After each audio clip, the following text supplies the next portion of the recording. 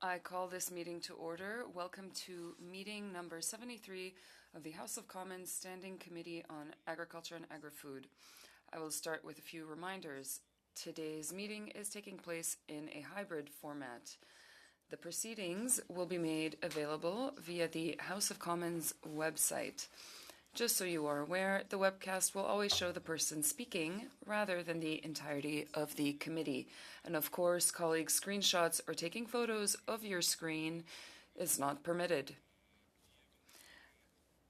Welcome to everyone. And today is a public meeting. So welcome to Mr. McDonald from Prince Edward Island and to Mr. Carr. Welcome to the committee. Johns, you're not a permanent member, I don't think, but it's great to see you here on behalf of our good friend, Mr. McGregor. Colleagues, today we are starting the first study of Bill C-275, an act to amend the Health of Animals Act, Biosecurity on Farms, and the sponsor of that bill is Mr. John Barlow, the Member of Parliament for Foothills, and someone who sits on our committee, so no stranger to us, but welcome, Mr. Barlow. Great to have you here. The way we're going to do our format here, colleagues, is Mr. Barlow is going to have about approximately 5 minutes. I'll be relatively lenient, Mr. Barlow, but we're going to give you some time for some opening remarks. We're then going to try to get 2 rounds of questions for Mr. Barlow, and then we have 3 witnesses coming for, I'll call it the second hour, but we're hoping to make that a little bit more, about 70 or 75 minutes, and I'll try to get 3 rounds of questions in from the respective parties if possible. So we'll move quickly. Without further ado, I'll turn it over to you, Mr. Barlow, for approximately 5 minutes. Over to you. Thank you very much, Mr. Chair, and good morning, colleagues. It's an honor to be here to be discussing my private member's bill 275, an act to amend the Health of Animals Act. This is very similar to a previous bill that we've dealt with in C-205, which basically makes it an offense to enter without lawful authority or excuse a place in which animals are kept, if doing so could result in their exposure of animals to disease or toxic substance capable of affecting or contaminating the facility. Simply put, this enactment would apply existing penalties within the Act to people who trespass on farm and on properties at facilities where animals are kept. It is also proposed to double those existing fines for amounts to groups and organizations who encourage this unlawful behavior, which put the biosecurity of our farms and our farmers' livelihoods at risk. Colleagues, I really need to stress this next point, as I know all of us have probably been receiving emails and phone calls to our offices, but I want to make this crystal clear what this bill does not do, and certainly to address some of the misinformation that's the campaigns have been doing for all of us. This bill does not limit an individual's rights to peaceful protests on public property. This bill also does not prevent whistleblowers from coming forward when they are witnesses to practices that jeopardize our food security, our food safety, or the welfare of animals. Canadian farmers and ranchers have a moral and legal obligation to look after their animals. It's simply that clear.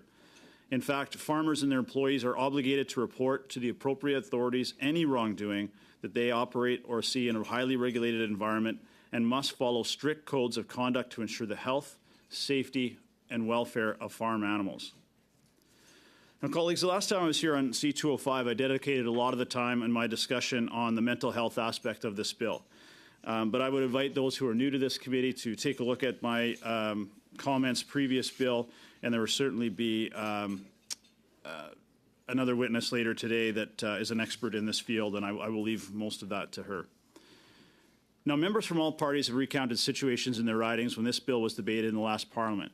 What worries me, colleagues, is since we had that discussion a couple of years ago, animal activists have become even more brazen, to the point where they are endangering the lives of animals on farms, but in some cases the public and the livelihood of our farmers. We've seen an animal rights activist hang dead pigs from carcasses over the Montreal overpass.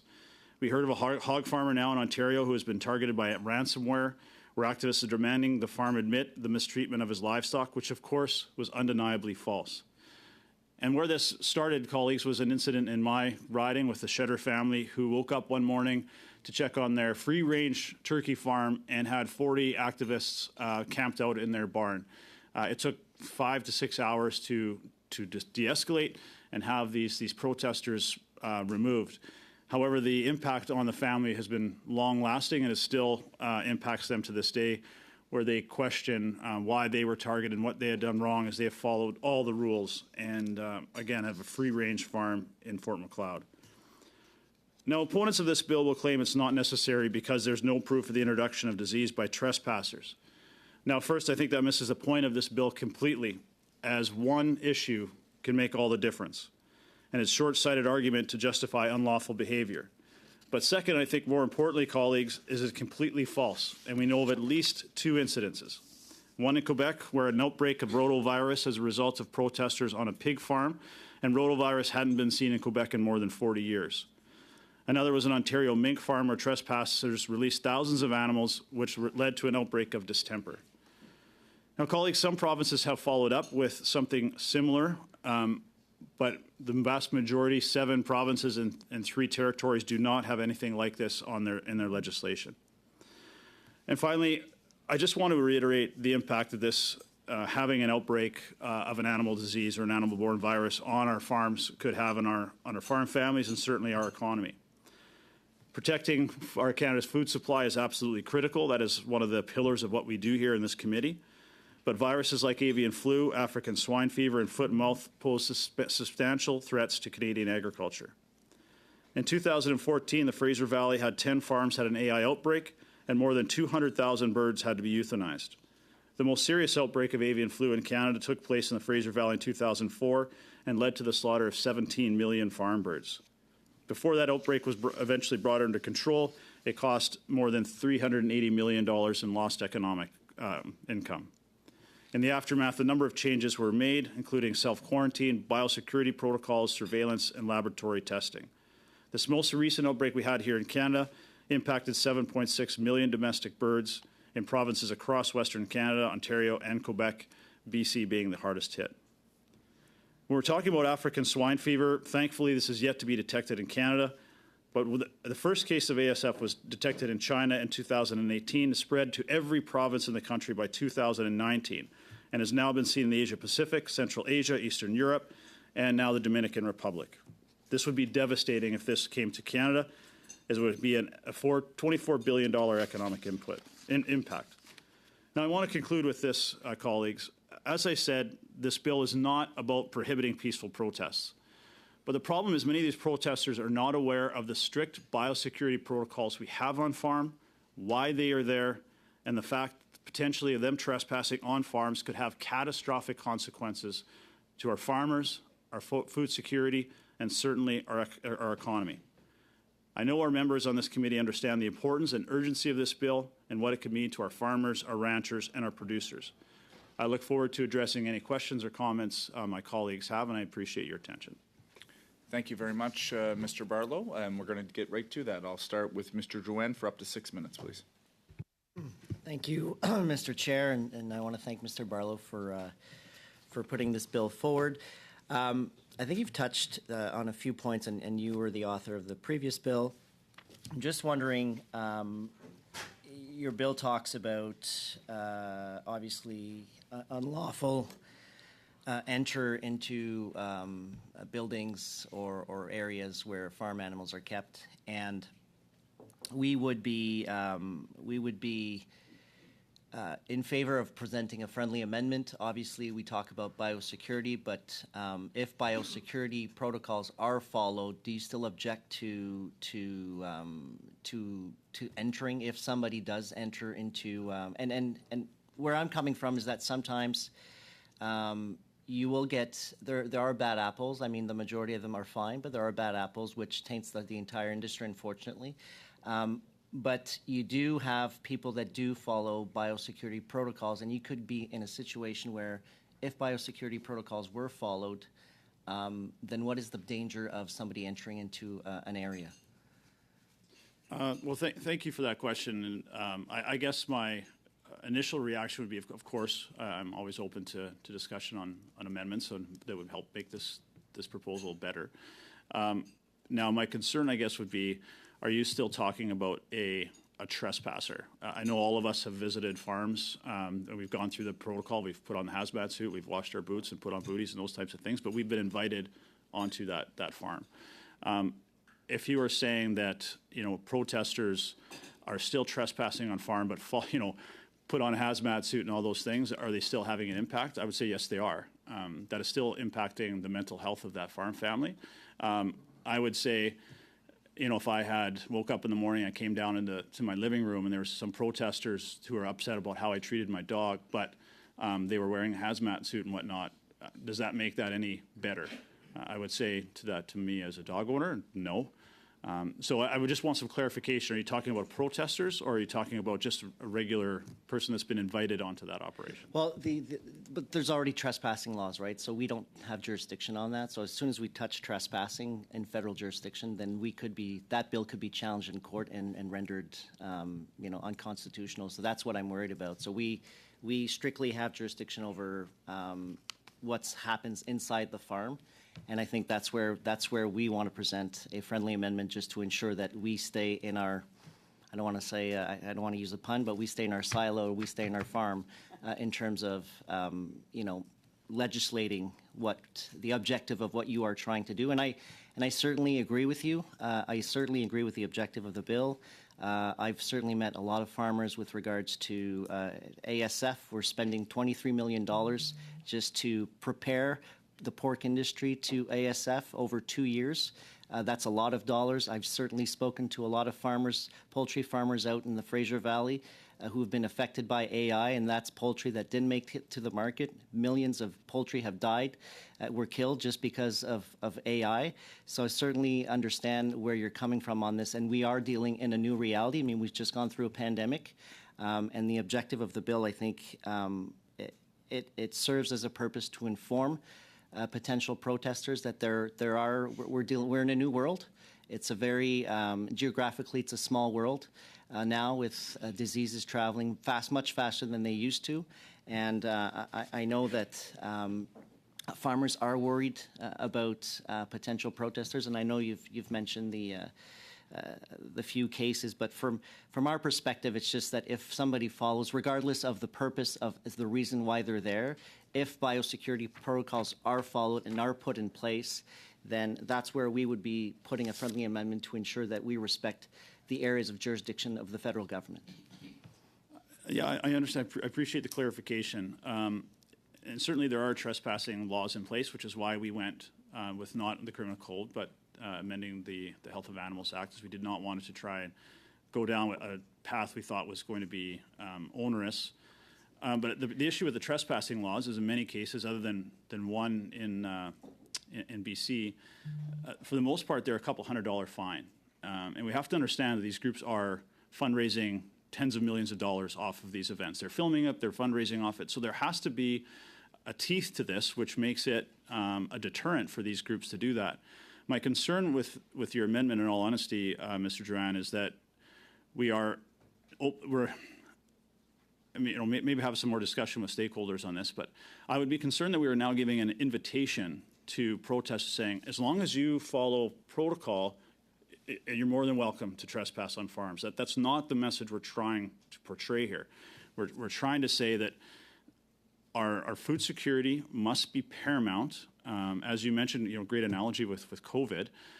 So imagine on a similar scale what would happen if we had a viral outbreak like African swine fever, and the impact that would have on our economy and our country.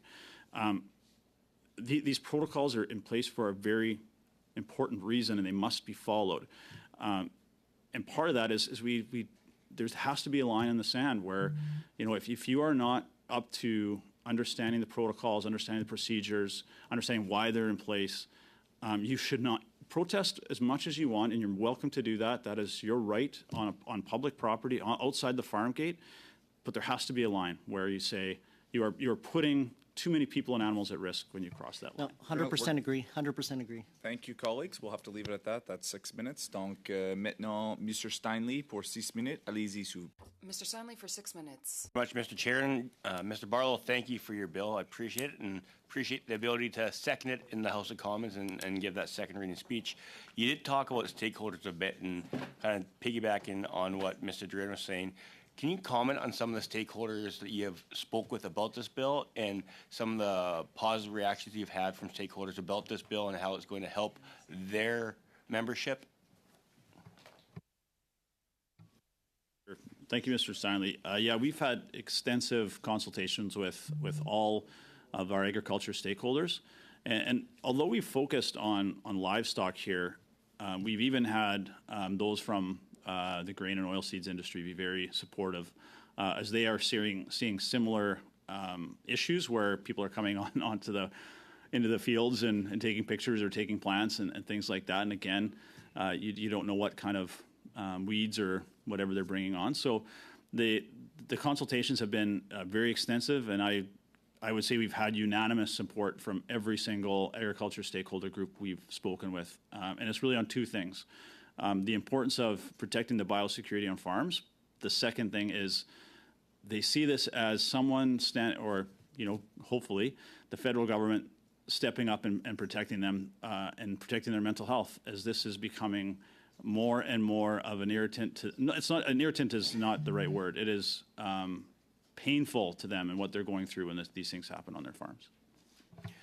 Yeah, and that's one example I have is with the government of Saskatchewan. They've actually increased and changed some of their trespassing laws because of things like clubroot and making it so people don't realize this, but when they're going hunting or quadding, sometimes inadvertently they bring disease into fields, and that can actually ruin a whole field. So this is a nice way to actually add to some legislation that provinces have. But talking about some of the activists that do go onto farms, I know that they don't go by sector, but they have gone by jurisdiction. Do you think because some jurisdictions do have lower fines, and like you said before, some people actually want to get caught, and in jurisdictions where the fines are lower, do you think there's some other motives behind some of these activities? And could you walk us through that, and maybe how this bill, like you said, with higher fines and increased penalties, might actually curtail some of that activity?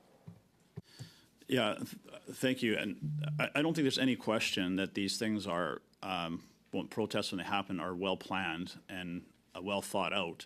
I'm sure that one of the reasons the Shedder Farm in my riding was targeted is right on the junction of Highway 2 and Highway 3, two of the busiest roadways in southern Alberta. So they would get a lot of attention. And at that time, Alberta did not have trespass laws in place like they have now, which were a result of this issue and a result of our initial bill, where some of the provinces copied what we had first proposed. But Canada is one of the top 10 targeted countries in the world when it comes to these types of protests.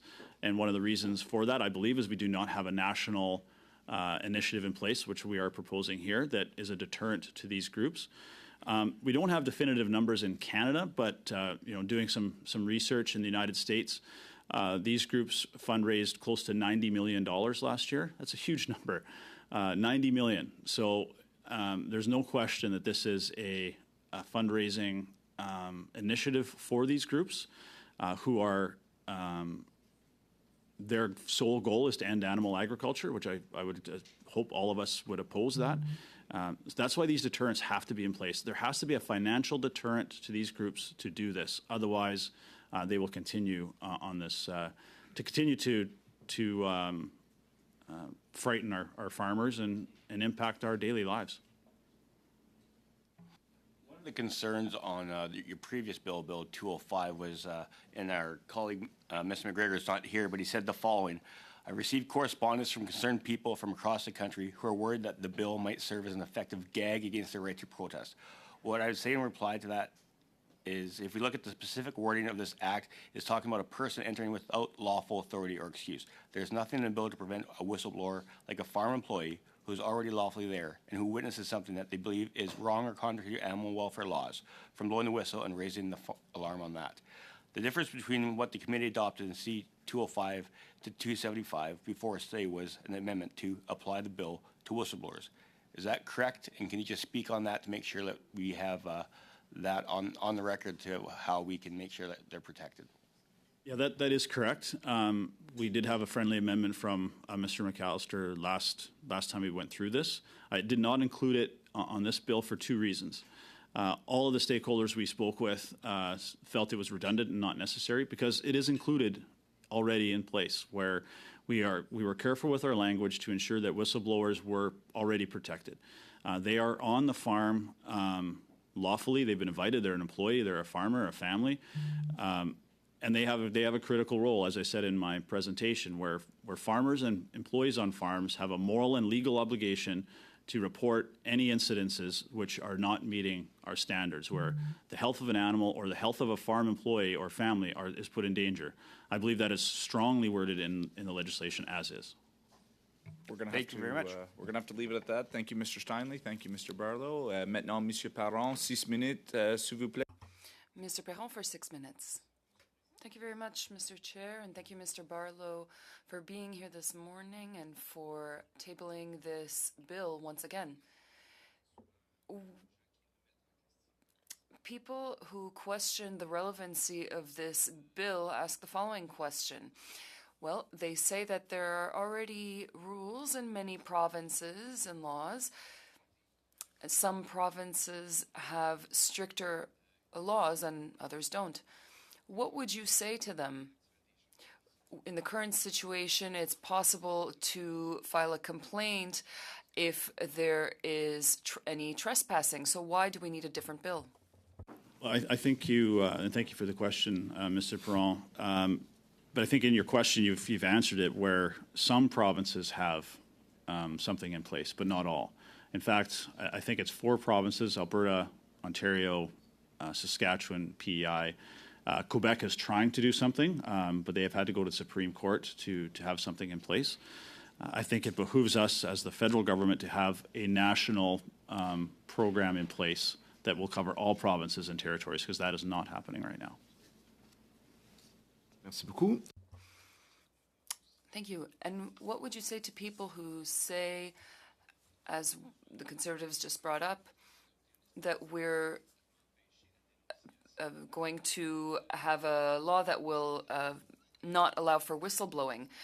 Do you know of any systems that are already in place in the agricultural system that you can already signal a situation where there is malfeasance of animals, for example, or mistreatment? Yeah, thank you, Mr. Perron. I believe in the legislation as we have proposed, it covers that very well, where through our animal health regulations and the Health of Animals Act, an employee or a farmer or a family member who is on farm is obligated to come forward if they see something that is not meeting, CFIA standards or Health Canada standards. So we are not targeting whistleblowers, and I want to be absolutely clear here. Our goal is not to address this on whistleblowers, because I believe they are already protected. This is about protesters who don't understand the protocols and the standards that we have in place. Okay, Miss. Thank you, Mr. Barlow. In the last study that we did in the last session on C205, people from the CFIA said they did not have the resources to act as an authority, and they were fearful that this bill might create confusion given the laws that might be in place provincially. Sometimes there's nothing about trespassing, but there might be laws against trespassing on private property. The witnesses said that they worried that it would be difficult to bring somebody to court in this case. What do you think of that? Yeah, and I certainly understand CFIA's concerns, and that's something we will have to address once we get to that point. But we're not asking the CFIA to be the RCMP. When these issues do happen on farm, and I've spoken to a number of farmers who have gone through this, they're not phoning CFIA. When they have protesters on farm, they're phoning the RCMP. The RCMP are the ones who are first on the scene, try to de-escalate these issues, try to get this resolved. And in many cases, it is resolved, but it takes hours. Like I said, with the Shedder example, they were there for 5 or 6 hours and eventually did leave with a couple of their turkeys. So I understand the CFIA's concern, but we're not asking the CFIA to police this. The RCMP will do their job and police this and try to resolve the situation when it happens on the ground. the CFIA will have a role to play in the follow-up when fines are laid. Merci beaucoup, Monsieur Barlow. Thank you. Another question. In the last session, we did work as a committee making amendments to the bill. We had modified it or amended it so that we could apply this to anyone who trespasses into a building where there are animals, and you chose not to repeat this wording. Why is that? I just had a little translation issue there. Do you mind? During the last session on C205, we had amended the text so that it could be applicable to any person who trespasses into a building where animals are present, regardless of they have the authorization or a legitimate excuse to do so. But you did not repeat these amendments. Why not? Well, I took out or did not include we included the amendment from the block, which remained in this new version, which I felt was a good addition. So thank you for that, Mr. Perron. I did not include Mr. McGregor's amendment in this bill because I felt this was already covered. And in speaking with our stakeholders and the consultants who we worked with on this, they felt it was redundant. Whistleblowers are already protected in the Health of Animals Act. They are protected in the wording of the bill, where anyone that comes on farm with whoever is on farm for a lawful reason, including an employee, a farm worker, or a farm family, are already covered in the bill. We didn't feel we needed to re-emphasize that. Merci beaucoup. Maintenant, Thank you. On to Mr. Johns for 6 minutes. And great to see you, Mr. Barlow. I know you talked about the importance of the bill protecting the mental health of farmers and their families as a primary motivation for you to introduce this piece of legislation. You and I have talked a lot about mental health over our many years here. Can you talk about how this bill would improve the mental health of farmers and how?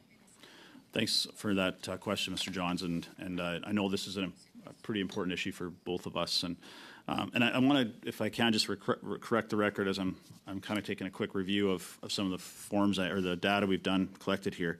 I think I said that these activist groups had raised about $80 million in the United States last year. It's actually 900, so I forgot a zero there. So that even shows what's going on. But how this protects the mental health of farmers, and this is really what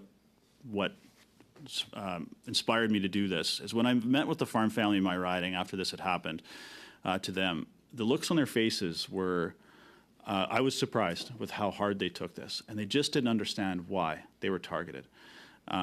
They basically were saying, what did we do wrong? We have free-range turkeys. We do everything that the CFIA has asked us. Our animals mean everything to us. No way would we ever put them in danger.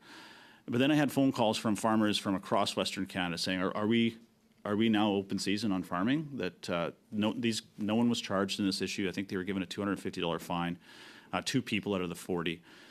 And farmers just feel like they are being targeted and attacked for what they do.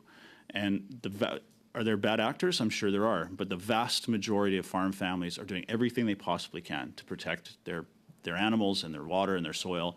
And they just feel like there's no one out there standing up for them. So I feel something like this will show some leadership on the federal government side that says, yes, we are there to protect you and put some parameters in place that will deter this illegal activity from happening.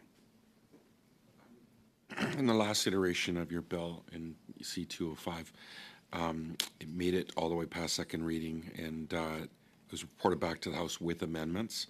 Mr. Perron highlighted some of that in his questions. Now in this new version, can you explain why you didn't keep the same language that Ag supported here at this committee and Mr. McGregor put forward as well? Because I know in your new paragraph 9.1 there's a reference to not taking anything into a space where animals are kept, including the specific language, any animal or thing. Can you talk about what the rationale for this new language is that didn't appear as well in C205, what you've taken out and what you've put in here? And further, can you kind of define what thing is? Because thing could be anything, right? And a cell phone or some type of recording device could also count as a thing, and it seems that an interpretation of the law could certainly cover those types of items. Thank you, Mr. Johns. Yes, we kept in, of the two amendments that we had, one from the block and one from the NDP, we kept the one from the block, which is that thing, which is talked about there. And I don't want to put words in Mr. Perron's mouth, but I believe the idea there was that you could be bringing in, water, food, because we saw this specifically with protesters who were feeding pigs in a truck along the side of the highway. So that's where the language from that came, is that we have to maybe expand that, and that even if you are bringing in food or water or other things that they could just be as harmful. The cell phone point is one I hadn't thought of, so that's interesting. And again, the reason we did not include the NDP amendment in this time is in further review, and we were very proud to have the support of all parties at the end of this to get this through to the Senate. Unfortunately, an election happened, and we have to start over. But in consultation afterwards, we felt it was redundant amendment where we are protecting whistleblowers in the language of the bill, where if you were there if you were lawfully on farm as a farm employee or a member of the farm family, which a whistleblower would be, then you are not encapsulated in this bill. You have a reason to be there. So if you see something that is happening as an employee on the farm or the processing plant or whatever, then yes, you should come forward and make file a complaint or go to the RCMP or CFIA or Health Canada, whichever avenue you want to take. So we felt that was already strong within the wording of the bill. However, I'm always willing to work with my colleagues. If there are ways to improve this, I'm open to suggestions. Absolutely. You mentioned several examples in recent years where outbreaks have led to the mass deaths of many animals, tens of thousands and hundreds of thousands of birds having died, for example.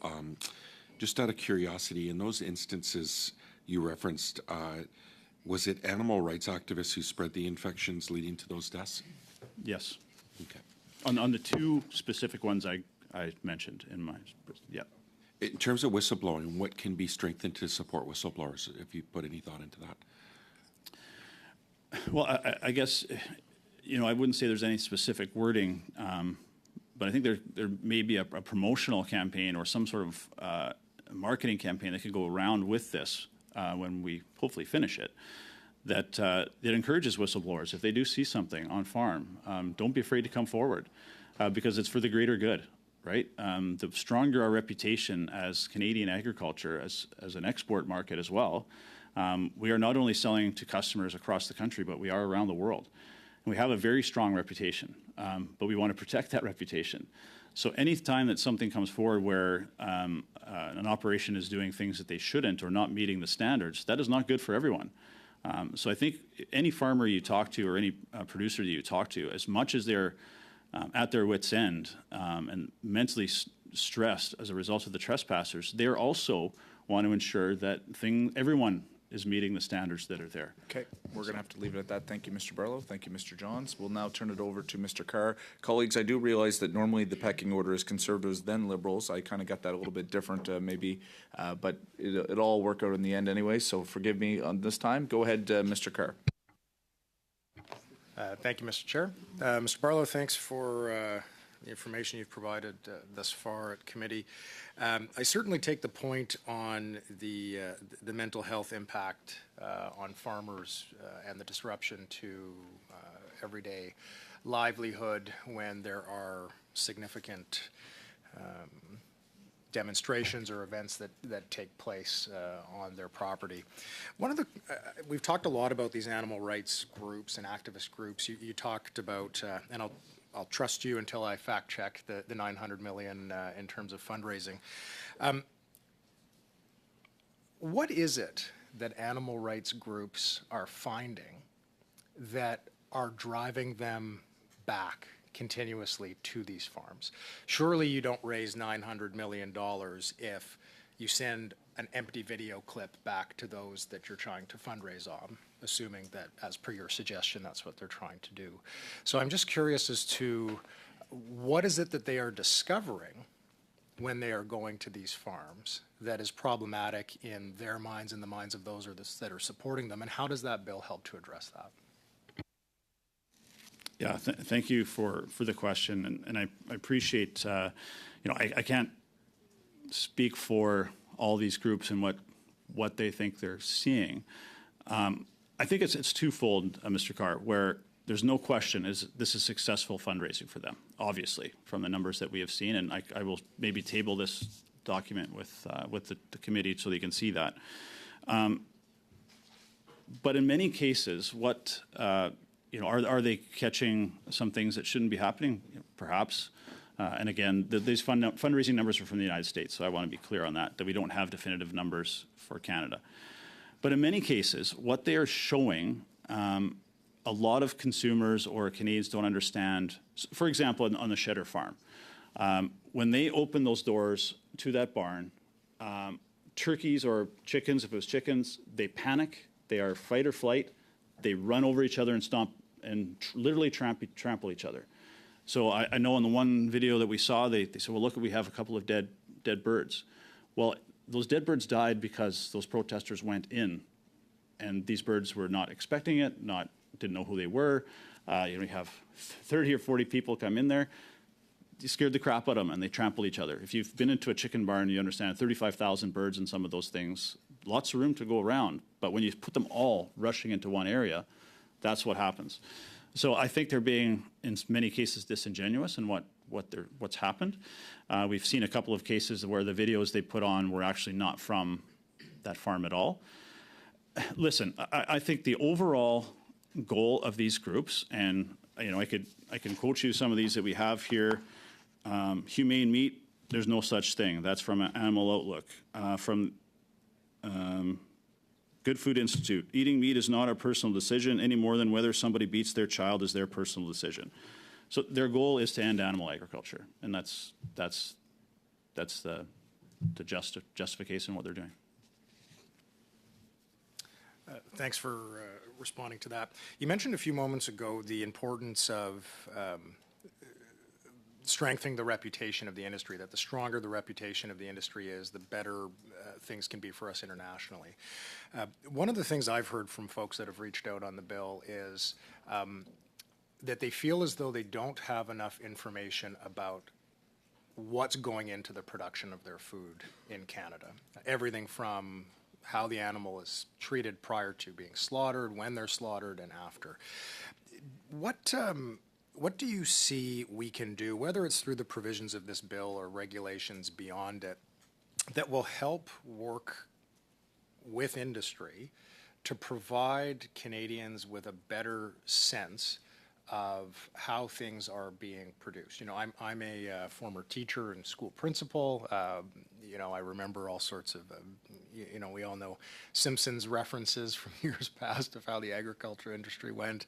But I'm curious as to whether or not there are educational materials that you think we can work with industry and some of these groups in partnership to produce that's a fair compromise to provide Canadians with a transparent look at what's happening. In my mind, that strengthens the international reputation, as you've referenced. It perhaps helps to mitigate some of the tensions between the groups that are bringing attention to this and farmers themselves. And the byproduct of all of that is that we have safer regulations, we have greater protection, and we have a reputation that's going to help advance the economic export piece. Just wondering if you can comment on what we can do around that. Yeah, I think that's an excellent point. And as a principal, I would say it starts in the elementary classroom. Agriculture should be part of the curriculum. We've all heard of Ag in the Classroom, for example, but very few schools actually use that program. And I feel the point is we're seeing two extremes, and we're not seeing the middle. Even these protesters, I think a lot of them have the best of intentions. But again, they just don't understand what's actually going on, the standards that we have, the protocols we have, and why they're there.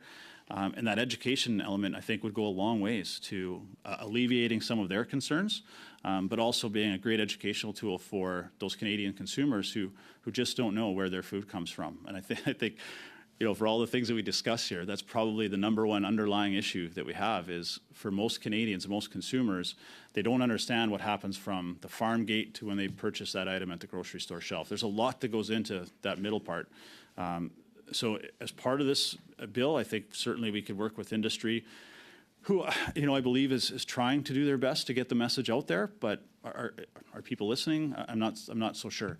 But yeah, I think that's having an education program part of the education system, I think is integral. And why we don't have that, I think that's something we could talk about for hours here. We'll leave it at that. Thank you, Mr. Kerr. We're at time. Actually gave a little bit extra, but we'll go to Mr. Epp now. Over to you for 6 minutes. Thank you, Mr. Chair, and thank you, Mr. Barlow, for bringing this bill forward. I want to start with whistleblowers. You mentioned that, the opportunity for whistleblowers is not being impinged by this bill at all, by family members that are legitimately there, by employees. But would you not also agree that there are other people with not even that close a relationship to the owners that do visit farms in the course of their regular duties? Veterinarians, fuel suppliers, feed suppliers, that are maybe not even as close to the family from a vested interest, that also have that same opportunity, follow proper biosecurity, and therefore have that opportunity if on the off chance there was abuse. Yeah, that's an excellent point, and probably maybe the most important one is CFIA. Any commercial farm operation will have regular CFIA inspections. Whether you live in the most rural part of PEI or just outside of Calgary, no matter what your operation is on a commercial side, you are having a regular inspection from CFIA to ensure that you are meeting the standards.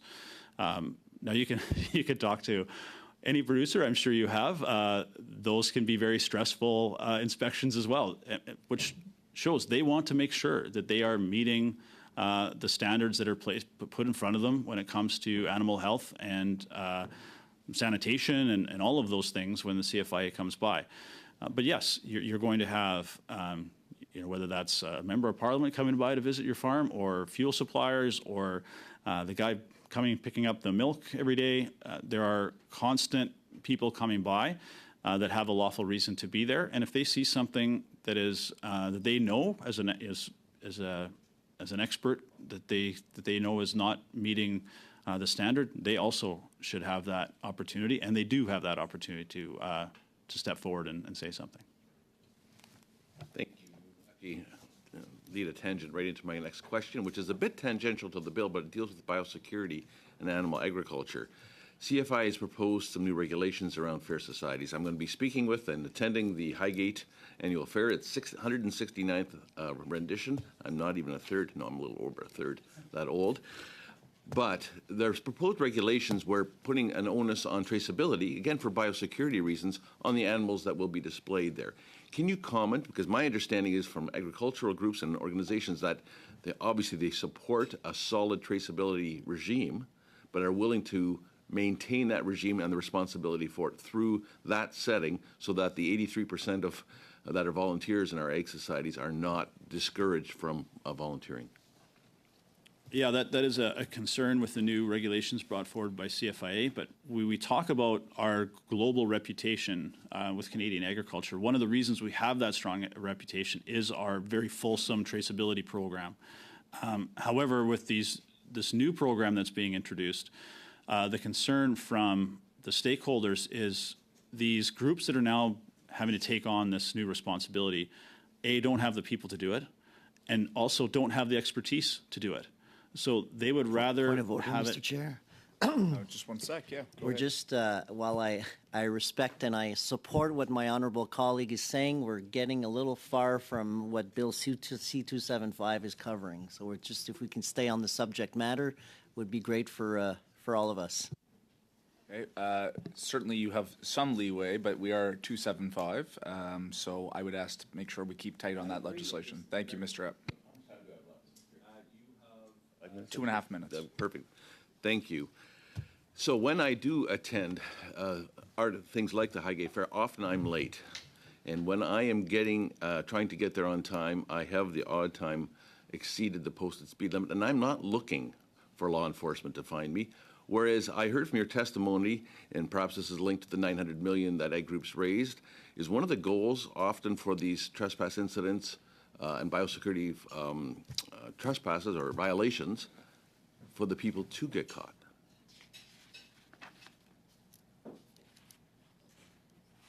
Yeah, they're not hiding what they're doing, right? They want as much attention as possible when they are doing these things. They are filming it. They are well on the Shedder farm when that happened. It wasn't the Shedder family who phoned the RCMP.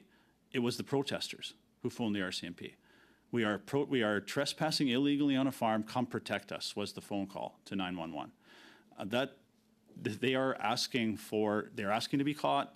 They're asking for the media to come. They want this to be a show where the farm family is, they just want to get on with their lives and do what they do. And this was, as I said, an incredibly stressful experience for them. Whereas for the protesters, this is, I don't want to say it's a game, but they play it very, very well. They know what they're doing. And you see by the fundraising numbers that are there. We hear all kinds of stories about bonuses if you get arrested and bonuses if you get a photo taken with the police and all those types of things. So, they aren't doing this to be just discreet. You go right into the mental health aspect of it. I know agriculture has broadly put a focus on mental health, as has our general society, and the stigma about talking about it is being lifted, which is great news. But in particular, why is this such a concern to the mental health of farm owners when it comes to violating their flocks or their herds? John, very quickly. I've only got 5 or 6 seconds, so just quickly. Yeah, farmers feel like victims that no one is standing up for, and this is their livelihood. They care for these animals as they are members of their family. The blood, sweat, and tears that they put into this, they feel that they should be protected, not victims. Thank you very much. I'll go to Mr. Patron for 2.5 minutes, then we'll have Mr. John for 2.5, and then we're going to turn it over to the next panel. Merci. Merci beaucoup. Mr. Barlow. Thank you, Mr. Barlow. In the second section of the bill, we say that this is for every individual who contravenes. Can you explain what you mean by that sentence? So there's 2 aspects that we highlighted as part of this bill, and one is a little bit new direction, I'll say. The first is that we want to ensure that those protesters who come on farm are held accountable, but we also want to ensure that those groups who organize or encourage this type of behavior are also held accountable. That is why we have those two separate elements. Merci beaucoup. So on the ground, we're saying that this bill will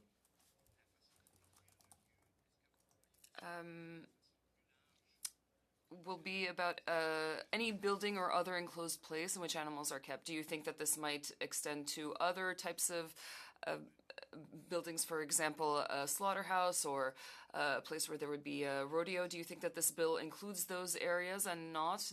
And if it doesn't, do you think that we should find some sort of wording so that it does include those spaces? The idea of the bill is to include while in transportation, while at processing plants, a rodeo, the zoo, any of those types of things where the health of an animal could be put at risk. Okay, merci beaucoup. Thank you. During the last study, Mr. Kate Carey said that he hoped that we removed the requirement that an individual didn't know that he was exposing an animal to a toxic element or danger, for example. Do you think that this covers that, or do you think that people can say that they didn't know or it was unintentional? I'd like to hear your thoughts. Yeah, like I said, Mr. Prawn, I don't think, or I hope that when protesters are coming on farm and doing these types of activities, that they may not understand the very catastrophic consequences of what they potentially could be causing. I really hope that's the case, because if it's not the case, I think this is even worse. But not knowing is not an excuse. Going onto a farm and doing that type of activity, they know deep inside that they are causing harm either to that animal or to that farmer. So I don't believe Thank that you, Mr. not Brown. knowing is an excuse. Thank you very much. Mr. Johns.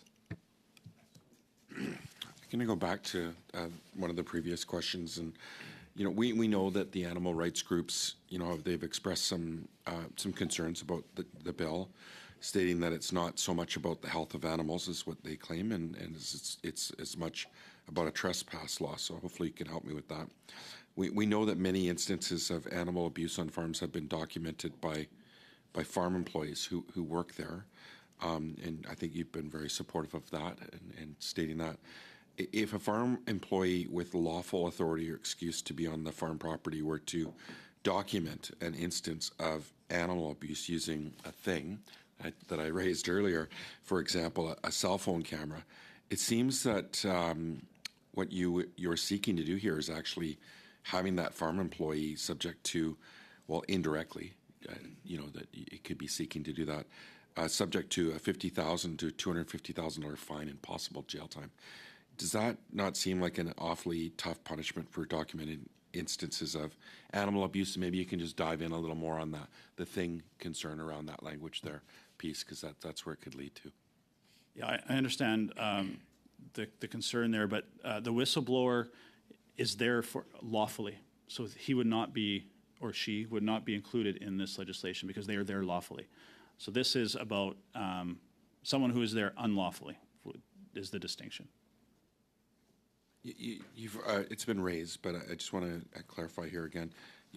Around the discussion around C275 is centered around farms, and the bill's first clause explains that it would apply to any building or other enclosed place in which animals are kept. I mean, there's a lot of buildings, and this can stretch pretty far. So would the bill apply to other animal enclosures that have been the target of animal welfare protests, such as slaughterhouses, rodeos, zoos, or animals being transported to such facilities? Yes, it would. It would include those other facilities as well. Okay, thank you. Okay, thank you very much, colleagues. Thank you, Mr. Barlow. So we're going to just take a 2-minute pause. We're going to get our next witnesses in. Please don't go far, because I'd like to try to get 3 rounds if possible for the next witnesses. Thank you, Mr. Barlow, and we'll pause just for a few minutes.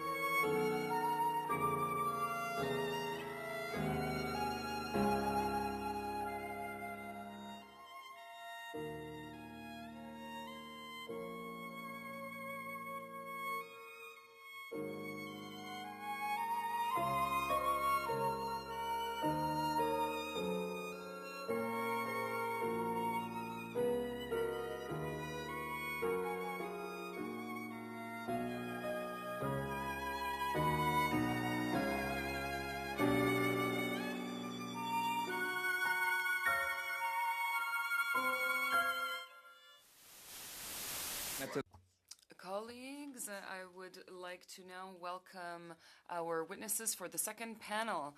First, we will start with the Canadian Federation of Agriculture. Pierre Lampron, second vice president by video conference. Welcome, Mr. Lampron. And here in the room, Brody Berrigan, Director, Government Relations and Farm Policy. So welcome, Mr. Berrigan. We also have the Do More Agriculture Foundation, Megs Reynolds, Executive Director. And finally, with the Union des Producteurs Agricoles, Paul Doyon, Senior Vice President General by video conference, and Annie Tessier, Assistant Coordinator, Marketing and Group Support. So welcome, Ms. Tessier and Mr. Doyon, and thank you for your presence this morning. 5 minutes for each organization for opening statements, and then I'm going to try to keep it and make sure we can get as much questions in as possible. So I'm going to start with the Federation, Canadian Federation of Agriculture. Either Mr. Lampron or Mr. Berrigan, you have up to 5 minutes. I'll turn the floor to you. Bonjour et merci. Hello, and Pierre Lampron, comme ça a été dit, je suis de... I'm Pierre Lampron. I am the second vice president and of the Canadian Federation of Agriculture, and I am also a dairy farmer. Canadian Federation of Agriculture has more than 5,000 farmers. We contribute to a large amount of the GDP of Canada. I myself, being a dairy farmer, I know exactly very well why we need such important measures to protect our animals.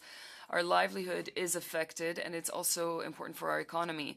Before explaining why this bill is so important for Canadian farmers, I'd like to remind the committee that producers already at the vanguard of promoting biosecurity and animal well-being on farms. In the entire industry, farms have implemented strict biosecurity measures to ensure the health of their animals. I, of course, know the standards that are in place. The dairy farmers of Canada elaborated measures, and every farm has its own biosecurity standards. These emphasize 4 biosecurity standards.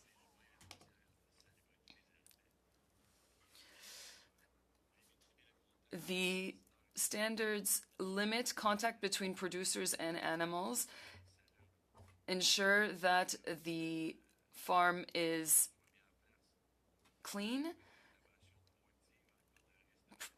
including proactive intervention in case there are any diseases, and ensure that the animals are safe so that there are no risks of transmitting illnesses. On top of that, the dairy sector has integrated biosecurity into its ProAction certification program, which offers proof to customers that the sector is ensuring quality and safety, animal health and welfare, as well as environmental stewardship. Unfortunately, industry alone cannot prevent a breach of biosecurity protocols. We need the support of governments across Canada, including the federal government, to ensure that our animals and our livelihoods are protected. To date, several provincial governments have put in place legislation to prevent trespassing on farms. However, these laws are not uniform across the country in terms of provincial prohibitions. That's why Bill C-275 fills in a critical gap in that legislative framework, because it focuses more on preventing biosecurity risks versus focusing on trespassing. Furthermore, we would argue that biosecurity is very much a national issue with potential consequences that go beyond provincial boundaries and affect our food production, our farmers' mental health, and our economy. Strong biosecurity measures are necessary to not only reduce the risk of spreading disease and stress on the animals, they also serve as proactive measures to strengthen our domestic food systems to ensure food security for Canadians. Without strong biosecurity protocols, there is a risk of disease outbreaks that jeopardize our national food supply and our farmers' ability to provide food to their communities.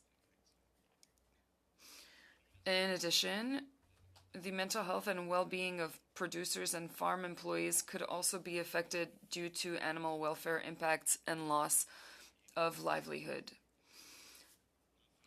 Finally, in the context of international trade, the integrated nature of our markets has long made clear the importance of animal health and animal biosecurity as key priorities.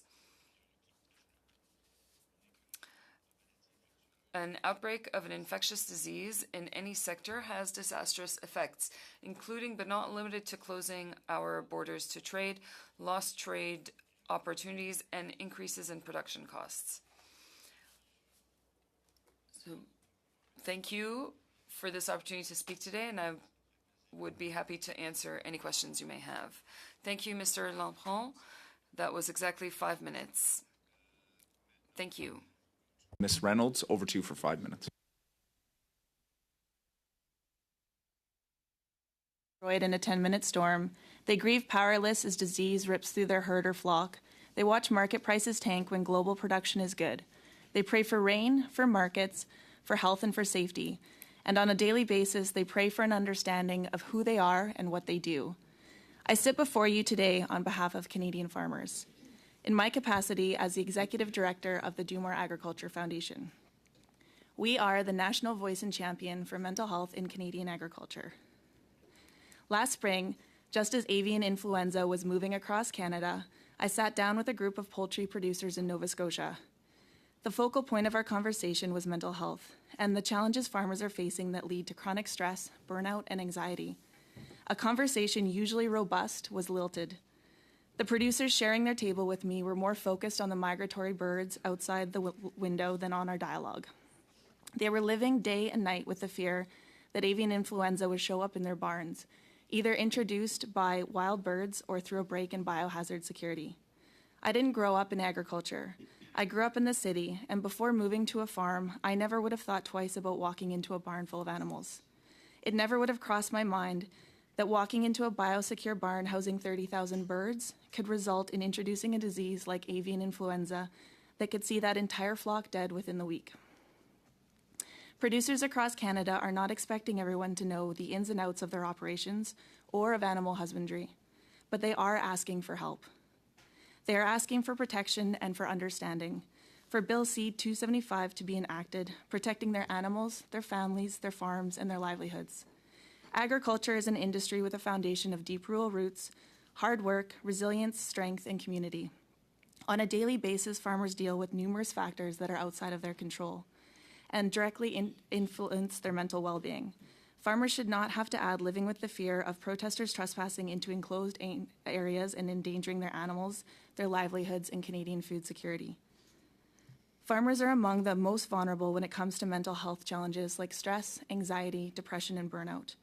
In 2021, the University of Guelph found that 1 in 4 Canadian farmers felt like their life was not worth living, wished that they were dead, or had thought about taking their own life in the last 12 months. Sandy Brock and her husband raise sheep and run a grain farm outside of Hensel, Ontario, in a place that she feels is sort of like the middle of nowhere. And yet Google has led strangers straight to her door. Sandy has been kind enough to share her story through me. I've long feared the forces of anti-agriculture, specifically livestock, that have made it their mission to end animal agriculture. In the same breath, I also respect where people are in regard to their core values. In 2017, I started a YouTube channel to bring people onto our farm and into our lives as farmers on an Ontario family farm. Instead of expecting the general public to trust and understand what we do, I turn my camera on each day to bring them alongside us to witness all of it. I started this channel in the hopes of maybe not changing minds, but instead giving context behind the work that we do each day. Not to educate, but perhaps to cultivate empathy. As it turns out, millions of people have turned in over the years, and even some that don't agree with animal agriculture have reached out and offered their genuine respect for us as families, as farmers, and as families. But my comment section isn't always so nice. And there's always a gnawing in my gut that one day someone that shows up is going to have ill intent in mind.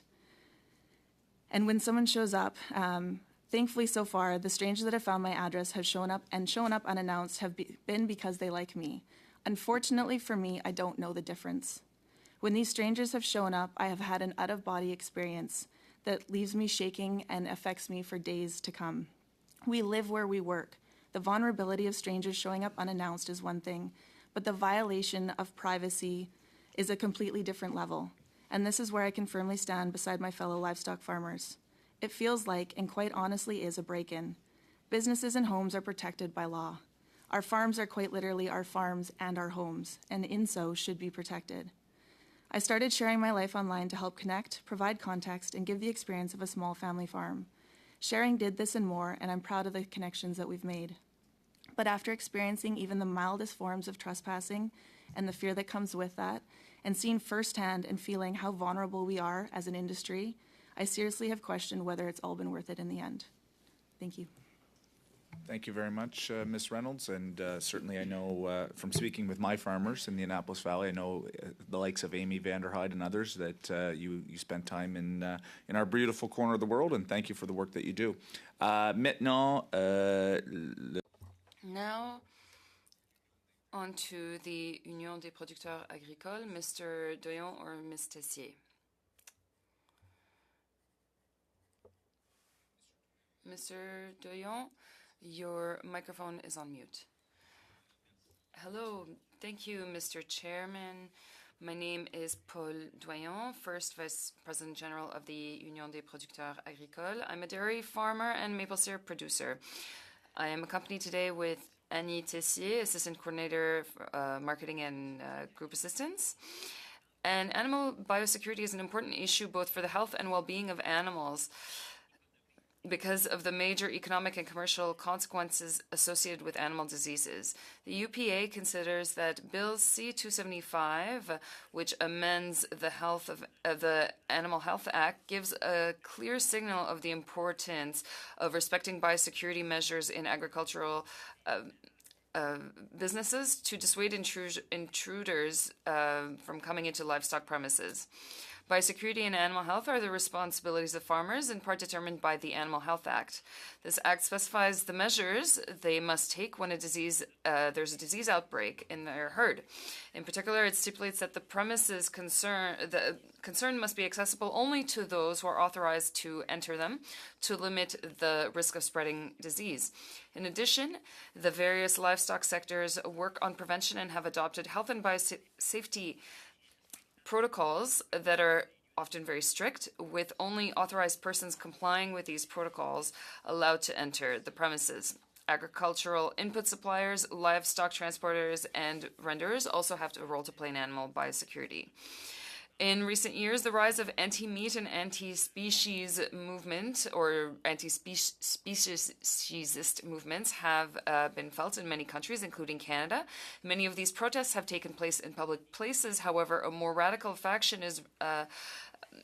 engages in civil disobedience and organizes intrusions into private property, such as farm businesses. For example, in Quebec, there was an intrusion on a hog farm in the Saint-Hyacinthe region in December 2019. The 11 co-accused were convicted of breaking and entering and mischief. In April 2021, during a period of confinement due to COVID-19, 2 activists broke into a dairy farm in the Eastern Townships and attempted to release animals. However, it is well established scientific fact that the entry of unprotected persons or persons unfamiliar with the law on a farm represents a non-negligible risk to biosecurity, health, and the well-being of animals. The clothing and footwear of an intruder who has not respected these protocols may carry pathogens or contaminants. Certain diseases have decimated flocks and forced their slaughter. Cases of avian influenza in Canada and Quebec chicken or poultry farms have multiplied, requiring a major mobilization of producers and stakeholders. People authorized to enter farm premises are well aware of the dangers of their behavior. Sudden movements, incongruous noises, or a change in routine can cause stress in the animals and lead to erratic behavior that can cause them to injure themselves, their fellow animals, or their young. What's more, a highly stressed animal is more likely to develop health problems. Thus, without leading to herd depopulation, unauthorized entry could introduce diseases into the farm, necessitating the increased use of antibiotics at a time when the farming community, farmers, vets, government authorities are working to combat antibiotic resistance. All these factors will have a major impact on the financial health of the business as well as on the mental health of the producer, their family, and employees. Several Canadian provinces have specific laws regarding trespassing. Others, like Quebec, use provincial laws and the criminal code to charge people who enter private property without authorization, with breaking and entering, for example. Bill C-275 is an important tool for the federal government to uniformly protect farm animals from the consequences of trespassing by providing significant penalties to deter individuals or groups from entering farm premises without authorization and without respecting established biosecurity or animal welfare protocols. Given that unauthorized entry into a livestock facility increases the risk of exposure to diseases and contaminants for the animals there, whether premeditated or not, we believe it is important to clarify the wording in the Act. It should clearly state that any person who enters a livestock site, enclosure, or biosecurity area without authorization is deemed to be bringing a risk, even if he or she complies with the biosecurity protocols in place. Animal welfare is very important. Thank you. Cool, Monsieur. Thank you, Mr. Doyon. Now, it is on to question period. Colleagues, we have 45 minutes left. I'm going to do, the first round is just going to be all 5 minutes for the major parties. The second round will be 5 minutes for the Liberals and Conservatives, 2.5 for the Bloc and the NDP, and then we'll do 5 minutes on the third round for the two, the government and the opposition party. And that way we can get everyone in. So, and I will be tight on time, unfortunately. I'm usually pretty lenient, but I will be very tight. Go ahead, Mr. Barlow. Monsieur Liu, 5 minutes. Merci, Monsieur. Thank you, Mr. Chair, and thank you to our witnesses for being here this morning. Something I heard all three witnesses talk about is the importance of biosecurity and the importance of this act. Mr. Lampron, I have a question for you. We know that there are many possibilities and you are a business owner. What is the main danger when there is a trespasser, for example, on your dairy farm? Can you give us a specific example? A specific example, well, we do have very many biosecurity protocols. People have to sign a registry, for example. So, of course, we don't know where people have been or what diseases they might bring in. Those diseases are contagious, and so they affect all of the animals potentially.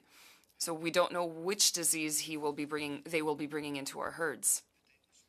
Mr. Lampron, maybe to be a bit more clear, whether it's the clothing or the footwear, or the tools that they are using or bringing in with them when they are entering without authorization, they might be carrying diseases, and this has happened. Of course, they leave traces, perhaps. That is exactly correct. There are bacteria on the footwear, on the clothing, on anything, really. It's in the air sometimes. It could be involuntary, but it might be voluntary as well. People who enter don't always have good intentions.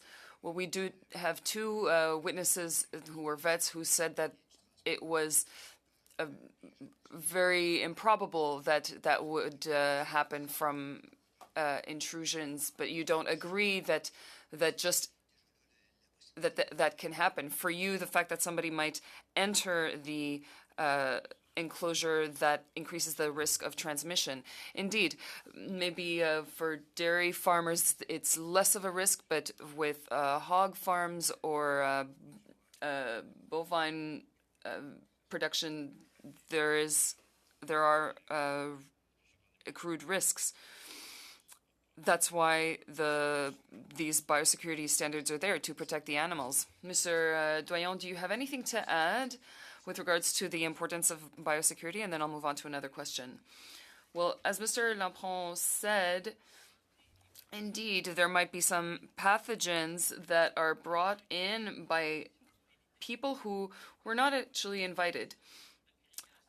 Sometimes just stressing the animals could make them more vulnerable to airborne pathogens, for example.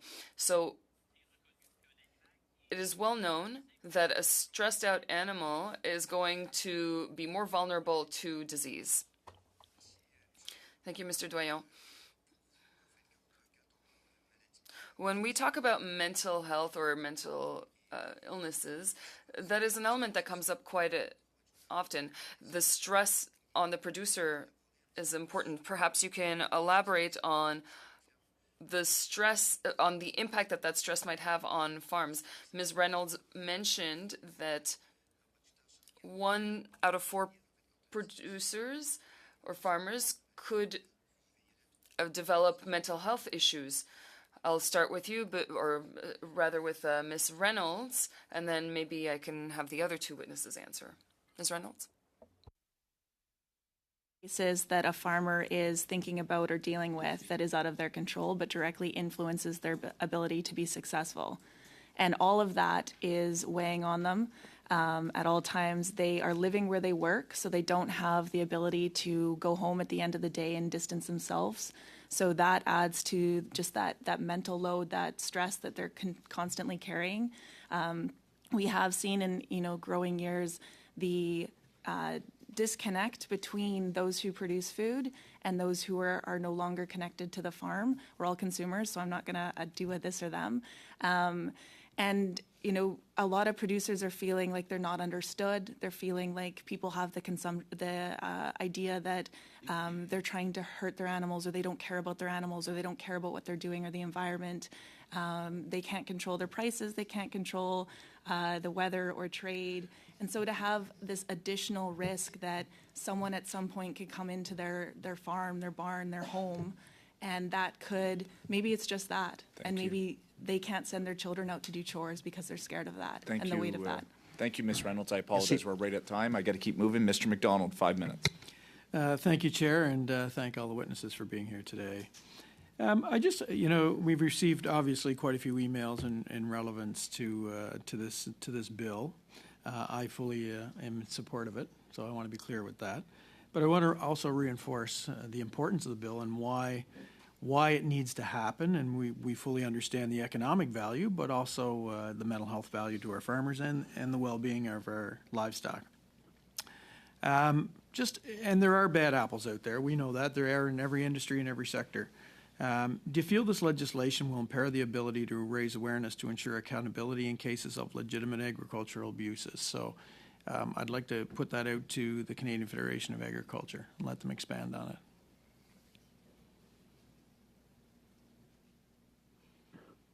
Pierre, did you want to jump in, and then I can... Je vais te laisser aller, Brody, pour les plus spécifiques. Brody, I'll let you answer, since you can answer more precisely. The question. I think it is a very good question, and I had a similar sort of question before about this legislation, and I think there is a lot. This is a very, very important bill for Canadian farmers, and certainly we're very supportive of it. I think, as was mentioned previously, it is important from a national perspective for farmers, from the perspective of ensuring and supporting our food security objectives, mental health objectives, and our international trade implications. In terms of the integrity of the process, I think that there are already very strong animal welfare codes of practice in place in Canada. Those animal welfare codes of practice have been co-developed, actually, through the National Farm Animal Care Council with a diverse set of stakeholders, including Humane Canada. In the events where there are bad actors, there is a system in place. We have the criminal code, of course, of Canada, which prohibits anyone from willfully causing animals to suffer or neglect, pain, or injury. And I think the other thing to point out, too, is that at the end of the day, the incentives are there to protect and promote biosecurity and animal welfare. Farmers have everything to lose and nothing to gain from breaches in biosecurity. That's how I would answer that question. Thank you, Mr. Berrigan. And also, just to be clear that, and we did touch on this a little bit in some of the preamble and some of the questions on relevance to how many different people access these farms that are obligated to report any deficiencies or abuses that may be taking place. Can you just talk about some of those people that enter those farms on a daily basis that would be obligated to report? Well, certainly that covers, and I think was discussed earlier in the previous testimony around, veterinaries.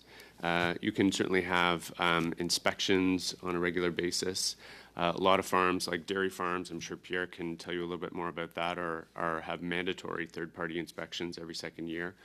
So there are people coming and who are invited onto the farm on a regular basis to perform certain mandatory and necessary functions.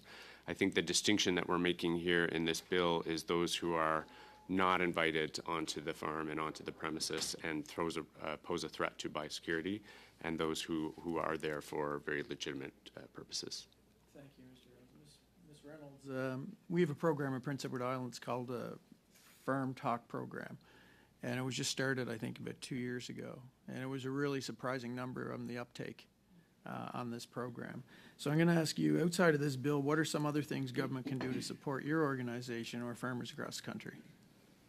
I appreciate that question. One of the biggest things is, putting mental health as part of the lens through which we look at things, especially policy creation.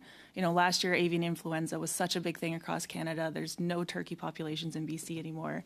And, I had some great conversations with some government officials of what, when that CFIA officer shows up, are they coming with mental health support so that they can help connect producers to that instead of just here's a list of what you need to do. So the fact that I'm here today, able to answer your questions and to testify is a really great first step into making sure we're including mental health in the thought process. Thank you very much, Mr. McDonald. Thank you, Ms. Reynolds. Maintenant, Monsieur Perron, 5 minutes. Allez-y. Mr. Perron for 5 minutes.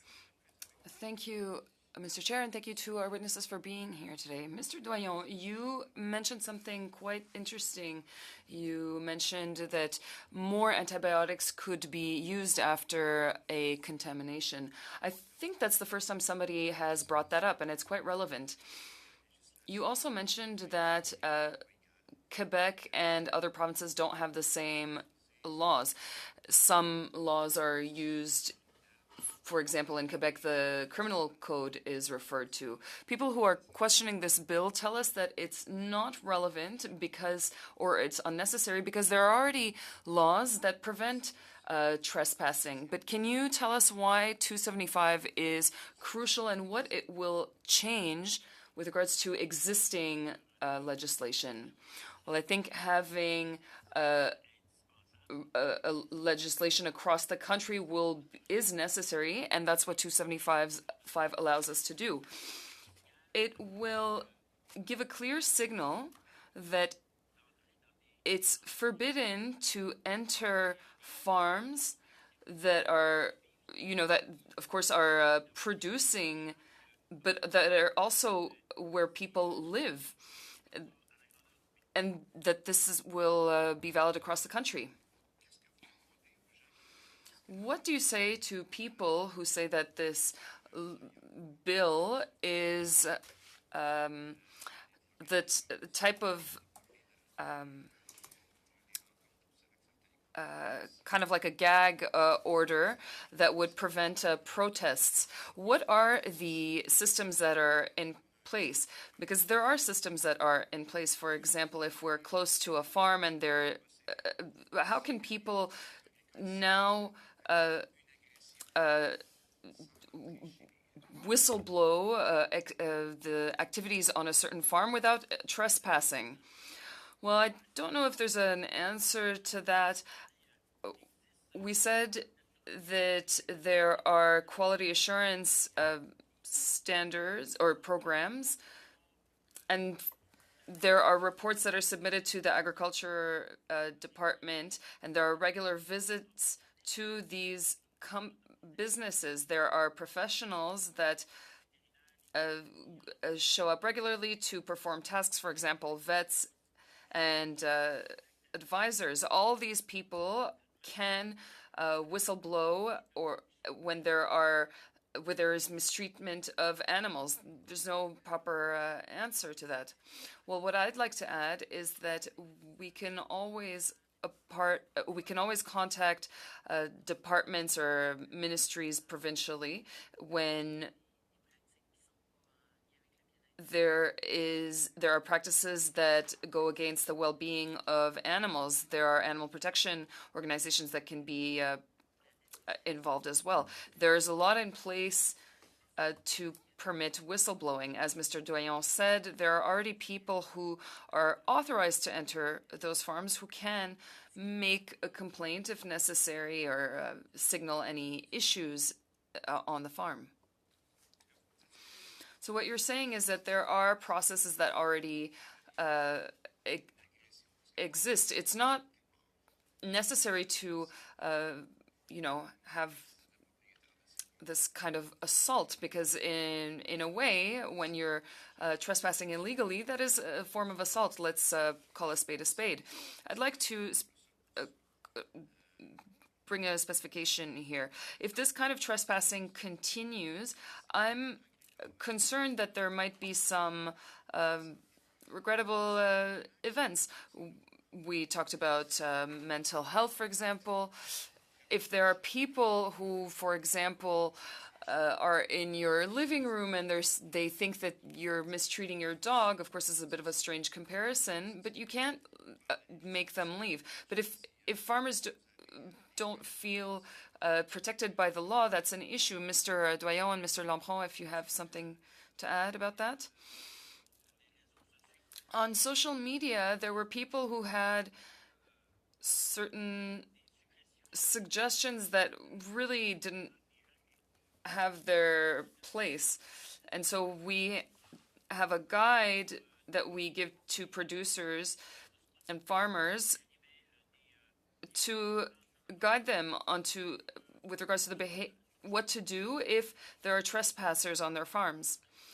So, of course, that's not what we hope will happen, but indeed it can be quite dangerous if people take justice into their own hands and create trouble. I'm sorry, Mr. Lampron, our time is up, but you can answer Mr. Perron's next question. Mr. Jones, 5 minutes. Well, first, I really appreciate the part of Mr. Barlow's motivation behind the bill around mental health of farmers. And Ms. Reynolds, I've learned a lot from your testimony here today and greatly appreciate that, especially as the critic for the NDP for mental health. And can you just talk a little bit more, and I know Mr. McDonald asked you a bit more about what more Canada can do to support the mental health of farmers. And I know we've got the 3-digit suicide prevention line coming on board at the end of November, and the bilateral agreements are rolling out with provinces, but there is not a lot of strings attached to ensure that the money's going to go directly to mental health. In fact, some provinces might just put it all into long-term care or other important needs. The government promised $4.5 billion over 5 years for mental health that could supply different initiatives such as, targeted funding for mental health for farmers. Can you talk about the need for targeted funding to support farmers and what possibilities could be there to support farmers? Thank you for the opportunity to speak to this. There is a need to have more of a national approach to farmer mental health. There are some incredible provincial programs, some that have been running upwards of 20 years, that have a crisis line, that have free counseling, affording counseling can be a barrier, as not a lot of farmers are running their own businesses. They don't always have benefits, so sometimes the cost. There's, of course, the stigma piece, and a big barrier can be they're worried to possibly reach out to the traditional systems because that person will not have an understanding of their challenges as farmers. And so having that specific mental health support for farmers, having that more nationalized approach, even the 988 number, which is incredible, we need to make sure that the people on the other end of the line have a connection and understanding to agriculture so that when that person from the farming industry does call in, that they are not told to go take a holiday from their dairy farm because they're experiencing burnout and need a break. So making sure we have a national approach, making sure that it doesn't disappear, after a couple years, and then making sure that, those who are interacting with those in agriculture have that understanding and are best suited to support them. So do you support the importance of getting that mental health transfer that was promised that isn't no longer, it's going into the bilaterals? Do you see an important role of getting that money out the door on top of the bilateral agreements so that it gets to organizations and industry like farmers? It would be great to see, that is going with working with each province. Like I said, some provinces have really great systems. Some are bringing them online right now. And so, having more of a nationalized approach with that would be great. With the foundation, we have a free national peer-to-peer support platform for anyone in the industry. Again, trying to make sure that when someone reaches out, that help is there for them. I guess question for both Mr. Bergen and Ms. Reynolds. Maybe you can talk about some amendments, other amendments that you might suggest for this bill. You heard me speak about some of the language about, any animal or thing, and my concerns are what a thing could be portrayed as. Do you have any thoughts that you want to share while you're here today? Maybe start with you, Mr. Bergen. Sure, happy to start, and Pierre, feel free to jump in. I think it's difficult to answer that question without seeing the details of what those proposed amendments might look like. I think ultimately, at the end of the day, our interests are ensuring that farmers and livestock are protected, and that we ensure that the proper biosecurity protocols are in place on farms and followed and respected. So I think we would be open to a discussion about what those could look like, but at this point it's difficult to comment specifically on any amendment. Ms. Reynolds, do you think it would be worthwhile for this committee to do a study on the mental health of farmers and what supports farmers could gain, in terms of doing a proper study and evaluating the provinces that are having success and trying to scale that up across Canada and make it a pan-Canadian type approach? I'd love to see I actually testified in 2018 for the original study on farmer mental health. So I think it would be worth possibly relooking at that and seeing what needs to be evolved and going from there. Because the landscape has changed, where that was the tipping point of starting to have the conversation. And now we're comfortable having the conversation and people are becoming more comfortable reaching out for help. Very much, Mr. Johns. We'll now turn it back to the Conservatives. I think it's Mr. Barlow, perhaps 5 minutes, and then back to our Liberal colleagues. Thanks, Mr. Chair, and thanks to all the witnesses for being here. Ms. Reynolds, I want to ask you a question just going on some of the stats that you gave in your testimony are quite stark. But, I lived through this with BSC more than 20 years ago. We lost something like 3,000 ranches, cost $10 billion, upwards of that. But I think the thing that we don't talk enough about was the impact that had on our farm families. We're 2 decades later, and many are still trying to recover from that. And you were talking about the discussions you had with farmers as a result of avian flu. Not only is it about the trespassers, but what impact does that have on farmers and their mental health when they're having to, euthanize whole herds or whole flocks? Can you just maybe talk about the impact that has on farmers as well?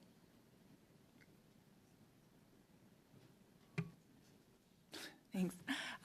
It's devastating. It's even when you're raising an animal, knowing that it's going to go into the food system, you have it for a certain amount of time, and during that time, you look after it as if it were your child.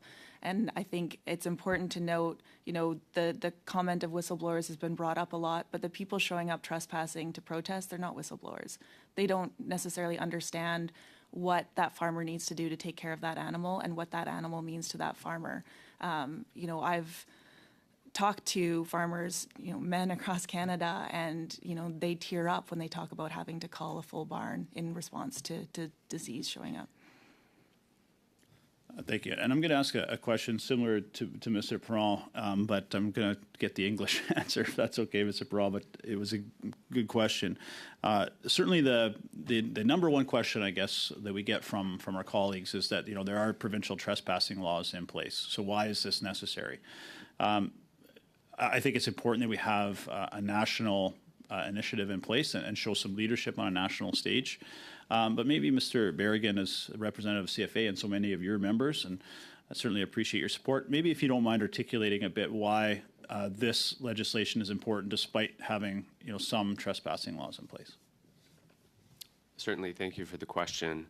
I think, as was discussed previously, it's a bit spotty provincially in terms of those trespassing legislation, and so I think this bill fills a critical gap in that sense, and also raises and elevates the importance of biosecurity as a critical issue for farmers in Canada.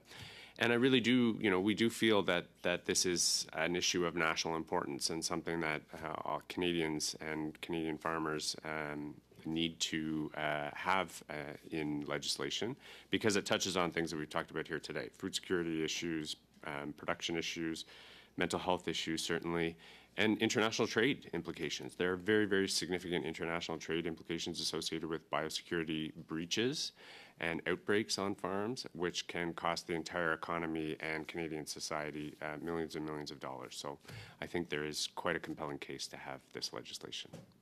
And certainly I'm not sure if you were here for my testimony, but the research that we've done now in the United States as these activist groups are fundraising, $900 million a year. PETA actually went from $60 million to $80 million in revenue fundraising last year. How important is it when I look at the trespassing laws, many cases these are, $100 fine and carry on. When you see the scope of what we're talking about here in terms of the dollars, how important is it to have some strong deterrence there that will show these groups that there are consequences to taking on this kind of activity? Yeah, I think it goes without saying, thank you for the question, that there need to be very strong deterrents in place to deal with this issue. A lot of these organizations are very well resourced and funded, as you said. And the penalties that are in place right now, the implications are simply not severe enough to act as that deterrent. So we welcome the bill in its enforcement provisions, absolutely. Yeah.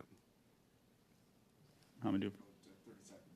Okay, I will be really quick. As Mr. Johns noted, we did do a study on mental health, and we tried to have mental health as part of this bill as well, but that would have been a money part of it, so we had to remove that as part of this PMB. But I just want to reiterate how important that aspect of this legislation is. Thank you very much, Mr. Barlow. We'll leave it right at time. I'll turn the floor over to Ms. Taylor-Roy for 5 minutes, please. Thank you, Mr. Chair, and I'd like to begin by thanking all the witnesses for being here and to say that I think everyone on this committee agrees that biosecurity on farms is a real concern and that the mental health and welfare of our farmers is of concern as well. I don't think there's any disagreement on that. I think the disagreement lies with what the intention of this bill is and whether it is necessary. I believe that trespassing laws are provincial jurisdiction. We know that, and there's many in place. But really, what I wanted to ask about, because Ms. Reynolds, I really appreciate the work you're doing, your organization is doing on mental health, supporting farmers' mental health. But it seems to me that the incidence of outbreaks on farms is a real cause of mental health stress for farmers. And when I looked through the list of the outbreaks since 2020 at least, there have been numerous, as you know. And, it's debatable as to whether any, we can debate the one, but it's debatable as to whether any of those was caused by a trespasser. So I'm wondering if this is one of the biggest causes of stress. And in the report, the recent report you put out on measuring impact and identifying future action in April of 2023, you identified 14 causes of stress for farmers. Trespassing wasn't included in any of the 14. So I'm just wondering, are there not larger issues, and can we not address biosecurity more directly to really address the problem that is affecting the mental health of farmers? Thank you for that question. There are, depending on where you farm, so if you're Ontario, Quebec, around cities, much denser populations, there's a much higher risk of that trespassing. And that is, whether that is perceived or real, that weighs on someone the same as if that person is about to break into their barn tomorrow. And one of the items that was identified in our study is the challenges with public trust, and this is a piece of public trust. Farmers are worried that they're not understood and that they're at risk because of what they're trying to do, and that is a growing concern, looking at how the increase of these incidents are happening all over the world. And we may not be able to link all of the AI outbreaks over the past 2 years or 3 years to trespassing, but that doesn't mean that as we continue to move forward, that is not one of the main causes. Okay, thank you. Yeah, because a lot of the causes have been identified, and a lot of it was introduced by practices on farms, in fact. And Mr. Berrigan, I just want to go back to something my colleague asked earlier of Mr. Barlow, and that's regarding the increase in animal activism. And first, I just want to correct the record, because Mr. Barlow mentioned that all animal welfares are out to end, organizations are out to end animal agriculture, and as you know, you've worked with some, and that isn't the case. They are there to protect the welfare of animals as well, and the safety, and the number of emails we have been receiving have really been concerned with the health and the safety of animals as well. So, but the increase in the numbers we heard from Mr. Barlow, of course, were from the U.S., but the increase in the fundraising and the amount of money that's been donated, why do you think people are doing that, and why do you think, like, what are they finding on farms, or what are they talking about that's happening? Because people are clearly, it's becoming an increasing issue, and people are concerned about animal welfare. So what do you think the basis for that is? Thank you for the question. I think, as was mentioned previously, a lot of, if not all, a vast majority of the animal activists that we have some experience with are very much so fundamentally opposed to animal agriculture, full stop. And so that's really the issue. And so the challenge that we're having is ensuring that the proper, biosecurity measures are in place to support those farmers, and to, not mitigate, sort of not prevent people from, having free speech and expressing their concerns, but just ensuring that those issues don't bleed onto the farm. And that's why. Just want to interrupt for a second, because there's only a couple of minutes, and I was asking, what is it that these groups, you worked with Humane Canada, I believe, and that's a group that advocates for animal welfare and is not opposed to animal agriculture. And I think there's numerous others I could actually put into the record, but I'm sure you know of them. But what are they finding, and what are they showing people or telling people that why are people concerned about this? I can't speak on behalf of these other organizations. What I will say is that there is a National Farm Animal Care Council that has put in place a number of codes of practice to support animal welfare in Canada, and that those codes of practice have been co-developed with organizations like Humane Canada, who is very much in support of continuing to improve those codes of practice. And our biosecurity and animal welfare standards are really world class, and we should be very proud of the measures that we have in place in Canada. Thank you very much, Mr. Berrigan and Ms. Taylor-Roy. 2.5 minutes, Mr. Parent. Merci, Monsieur le Président. Donc, Thank you. So back to Mr. Lampron. I would feel very bad if I didn't speak to one of the electors in my riding. Well, the importance of the bill is that if farmers feel like they're not being supported by the government, then things can go awry. I think the idea is for us to collaborate and to work together, even with regards to laws to prevent trespassing, and we would send a positive message to farmers. We heard the amounts fundraised earlier. Those organizations are very well structured, And I wouldn't want for us to be a global target with regards to trespassing onto farms. Mr. Doyon, earlier you suggested an amendment or a modification. You said the wording should be clearer and mention that each person can actually introduce a risk. First of all, could you send it to us in writing? Because we won't have enough time. That way we can evaluate if legally it's possible, because sometimes we can't just add any kind of wording. But I'd like you to explain why you made that suggestion, and then I'd like to hear Mr. Lampron. I'll let Annie answer. We've already submitted a report with regards to that amendment. What we're saying is that any person who enters who is not authorized and who does not respect the protocols in place, and even if they do respect them, must follow the standards.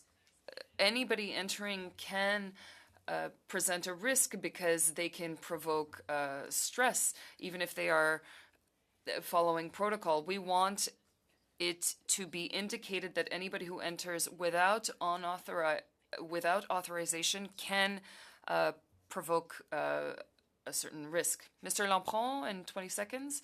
You're muted, but I'll give you a bit more time. It is a great idea to protect animals. Thank you. Thank you, Mr. Perron and Ms. Tessier and Mr. Lampron. Now, on to Mr. Steinley from the Conservatives for 5 minutes. Thank you very much, Mr. Chair. And there are a few things I'd like to set straight. Sometimes there's some misinformation even in our committees. There's been 2 cases of disease outbreaks because of trespassing. One in Quebec City, where they had rotavirus on the farm they hadn't seen in 40 years after unlawful protesters were on the farm. Another example is an Ontario mink farm where trespassers released thousands of animals, which led to the outbreak of distemper. So I'm not sure what the other committee members were hearing, but that's actually the case of what happened and how protesters have allowed disease outbreak on farms. And a few other things I'd like to put into the record from some of the organizations that are against animals as foods. One is PETA, in a direct quote after their revenue was $82.2 million last year. Ending speciesism is our ultimate goal. One strategy to end speciesism would be to end the use of animals as food. Matthew Braun, manager of Grassroots Protest 2021. Another quote I'd like to put into record is the Human League. Total revenue $13.6 million. Find a vulnerable target. The crueler it is, the quicker the fight is over. David Common-Hitty, former executive director of the campaign in 2016. Another Direction Everywhere. Total revenue $1.6 million. We are trying to destroy animal agriculture. Co-founder Wayne Zhu, 2016. And I'll ask my questions to Ms. Reynolds. When farmers see these comments and know that there is a hundreds of millions of dollars put into ending what they do, and they see these comments online, like the story you told us of the individual in Ontario, obviously that does affect their mental health. For anyone in this committee to sit here and say that there is not groups out there trying to end animal agriculture, do you think that would be factual?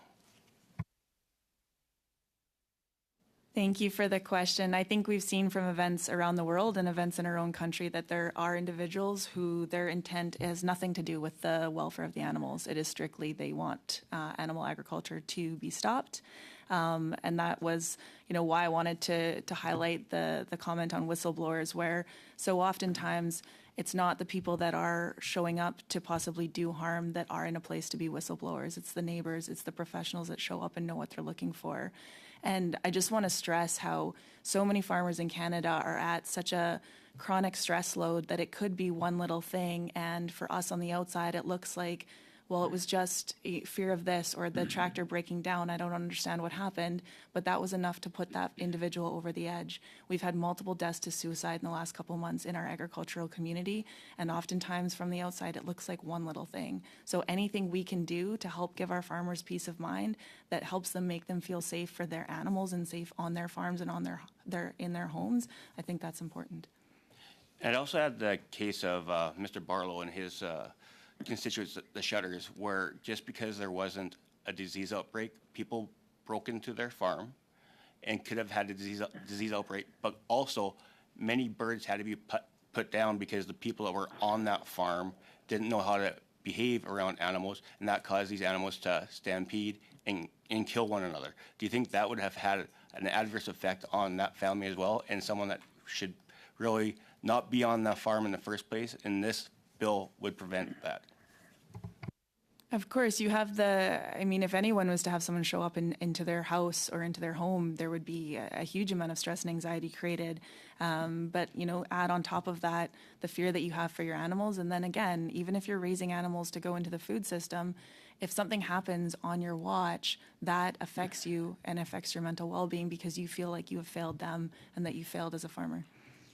And I'd add this, and from personal experience, I grew up on a dairy and beef farm, and it was a family farm. My father and my uncle farmed together, and animal health was paramount in what we did. These animals were, our family vacations were going to cattle shows, and we loved our animals. I could go through for an hour the calves I had, the show calves I've had, the nights I slept in the barn to make sure when the calves were born they were okay, and it was something very important to us, and it was a family tradition to make sure that our animals were well taken care of, and I think that's the norm. I don't think we're special, but when these family farms and the protection they need and what they're going through now as a cultivated effort to make sure that they're shown as villains, and I believe that's what this is sometimes, is they're trying to show up farmers as villains, is something that us as parliamentarians need to stand up for our family farmers and make sure that they're safe and make sure their families are safe. And I just want to thank you for all the work you do and thank all the witnesses for being here today. And I'd leave the final comments to you, Megs, on anything more that we could do to help our farmers. So unfortunately, Mr. Steinley, you talked right to 5 minutes, but it was great. And Ms. Reynolds, we have appreciated your testimony, but I have no more time to give. I'm going to turn it over to Mr. Lewis, and just to be careful, I skipped over Mr. Johns because he had, of course, asked really good questions, and he said, look, I'm satisfied that I've asked and been able to get my testimony on the record. So thank you, Mr. Johns, for giving us 2.5 minutes back. Mr. Lewis, over to you for 5 minutes. You'll finish us off. Thank you, Chair. Thank you to all the witnesses being here in person and virtually. I think from today's discussion, we can see that we all want to make sure that we're ensuring that farmers are safe, and that includes mental health, and we all want to make sure that animals are safe. That's the balance that we seem to be having. We have this at many committees, many studies that we're doing, and I don't think we need to vilify one side or the other. I think that everyone's kind of working for the same thing. So I really appreciate everyone being here. From the Do More Agricultural Foundation, Ms. Reynolds, thank you very much. We have talked about that stigma for mental health, and it's one of those big contributing factors is why so many people in the farming industry dealing with mental illness choose not to get help. One thing that made me feel good is that you said people are becoming more comfortable talking about mental health. I still find that there's the bit of the traditional system issue. There's challenges that people don't want to talk to someone in their community themselves. So, which is why maybe I'm so proud that you have Ag Talk, which is a peer-to-peer support line, or the suicide hotline that we're putting in soon. You mentioned that these are issues. There are issues that are out of farmers' control, but limit their ability to do work. And the biggest issue I'm hearing would be climate change, and I think these are also in your studies, the financial uncertainty, isolation and loneliness, especially in the last few years, and workload and the time pressure. Those are the major ones. Where would the concerns about trespassing fit in that scale? Would you consider it, where does that fit in that sliding scale? That's a really great question, and honestly, it depends on the farmer and depends where they live and what they're exposed to. So in some areas, there is a higher risk, or they have that perceived higher risk. I talked to a producer in Saskatchewan earlier this week where she doesn't feel she can send her children out to fix fence by themselves because of the perceived risk there. You have farms, especially in the higher populated areas, that they feel that risk is very high and very real. So it's down to that individual. So it wouldn't be necessarily geographical. It's more about an individual situations. Well, geographical in the sense of the more dense population. So you have farms, Ontario's a great case of farms and cities being very close together. I used to farm in Saskatchewan. That's all there was where I farmed. And so you have a much higher risk of, and even if, again, it's perceived that we're surrounded by people who don't understand what we're doing. They're 3 to 4 generations removed from a family farm, and the farmers are feeling like these other individuals don't trust what they're doing, don't trust they're taking care of their animals. And then if they do come in because they think something's wrong, they could look at, a barn full of birds or a dairy operation, and what they're going to see is very different than the vet being there or the person whose job it is to make sure those animals are safe, because one is trained and one is not trained. You mentioned, and this was anecdotal, that some people are bringing others to the farm for advocacy, maybe even through social media. That helps. That's educating people. It's cultivating. You mentioned cultivating empathy as well. It seems like a win-win. Are there any programs that you know of that we can kind of look into, amplify, to see how we can do that, to bridge that gap? I know that John Barlow mentioned Ag in the Classroom. A lot of what's going on right now in regards to welcoming people to the farm and doing more of that scheduled visit where it's controlled and it's safe is farmer-led and grassroots-led. So I would, welcome all of you to reach out to farmers that are in your networks and ask to go for a visit and to learn more about their operations. That happens. That happens with this committee quite a bit. We've all been on farms.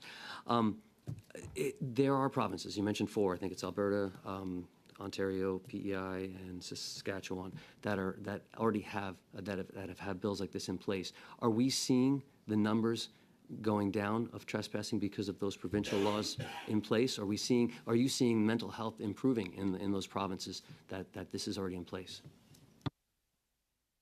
I can't speak to the statistics of trespassing and not trespassing. That's not my area of expertise. But what I can say is that, it just feels like there is more that is going on at all times out of control, whether that's more severe weather or higher risk of disease happening, possibly trespassing depending on where you live, that it's the cumulative effect of that just constantly sitting on producers' shoulders and them possibly not reaching out for help. That's the fear. It's all of that adding up and not being able to remove some of that and help support them with different pieces. I only have about 30 seconds left. I only have about 5 seconds left. I wanted to talk about the Biosecurity Enhancement Initiative under ASCAP that we're using to strengthen biosecurity, but I would ask you after. Thank you. Look, thank you, colleagues. We did very well to get 3 rounds in. Thank you, Mr. Johns, for giving us a couple minutes back. On behalf of the committee, I'd like to thank all of our witnesses here today, certainly in the room, Mr. Berrigan, Ms. Reynolds, and by screen, Mr. Lampron, Monsieur Doyon, and Madame Tessier. Thank you for your contribution to agriculture and for being here today. Now, just before you go, colleagues, we do have the subcommittee report that the clerk has prepared. We did discuss this. She wants us to be able to move forward and be able to put this forward. I know there was conversations about maybe going a different direction. That's fine. We as a committee can always decide differently, but I would like to table that we did have a subcommittee, that we did discuss some things, and if it changes down the line, it changes down the line. But can I have a motion? I'm not steering you wrong, I promise. Mr. Barlow, are you okay in that? My Liberal colleagues, Monsieur Parent? Gord, don't worry, we're not steering you wrong. Okay, is that good? We've got unanimous. Okay. Colleagues, we'll be back next Thursday, October 5th, to continue this study, and meeting adjourned.